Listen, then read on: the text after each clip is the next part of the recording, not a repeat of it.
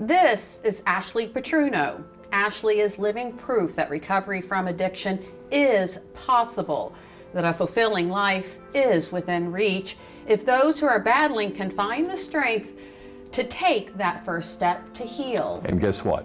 We are happy to have Ashley join us this afternoon via Zoom. Ashley is a treatment advocate with Delaware Goes Purple. How are you this afternoon? I'm good. How are you? Wonderful. Thank you so much for talking to us. Thank you for sharing your story. Want to ask you, can we go back to your college days when you said you were living a secret life? Explain that. Yes. So I was a basketball player, and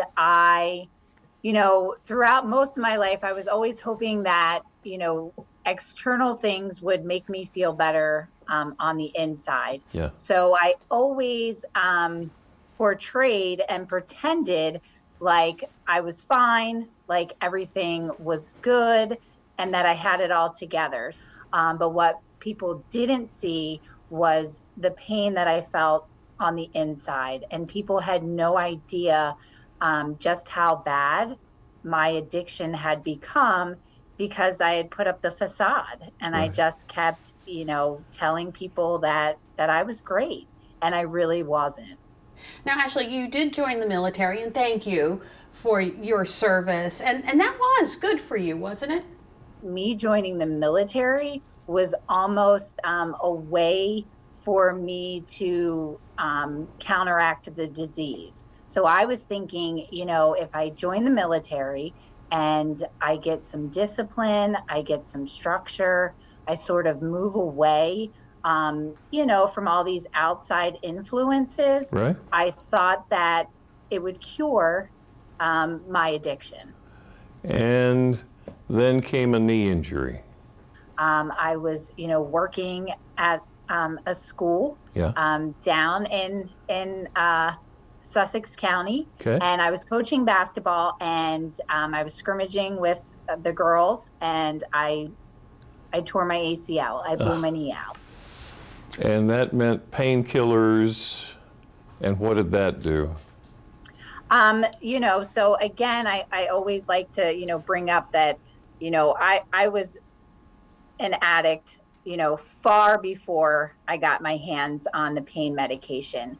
But, being prescribed the pain medication for the first time, I can remember, having a talk with myself saying, I have to be very careful with this. I've, seen enough movies and read enough books. I know where these medications can lead. But again, the disease of addiction is blind, and it doesn't matter how smart you are. Yeah. It doesn't matter how good your family structure is, how much love and support that you have. So for me, when I started taking the medication, it gave me an instant relief that I had been looking for my whole life. And then, what happened to me is pretty much par for the course, what happens for a lot of people Yeah. who are probably already prone to being addicts.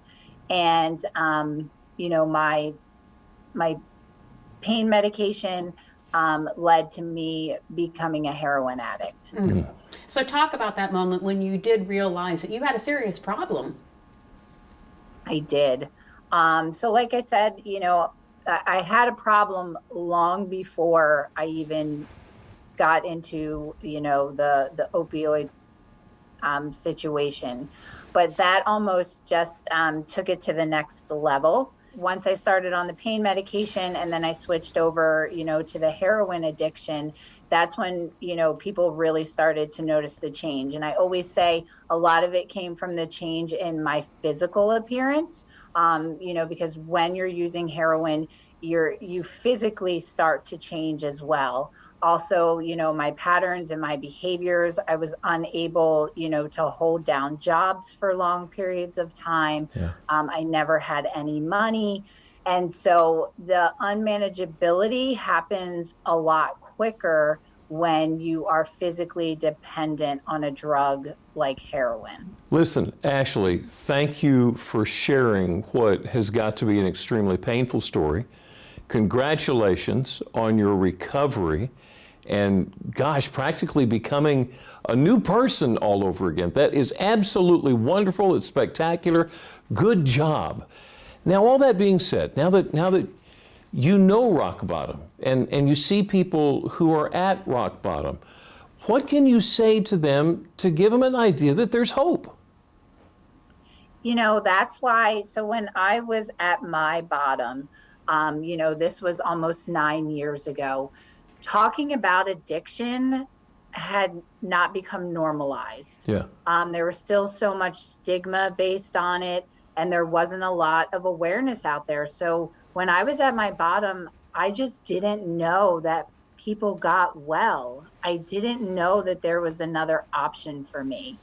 And so that is why I have chosen to live out loud and to let people know that we do recover, that it is possible, that we can go on to live these amazing, fulfilled lives, even having gone to that dark place before. Yeah. So I always just love to be able to share my story in any capacity to anyone, because it brings that message of hope.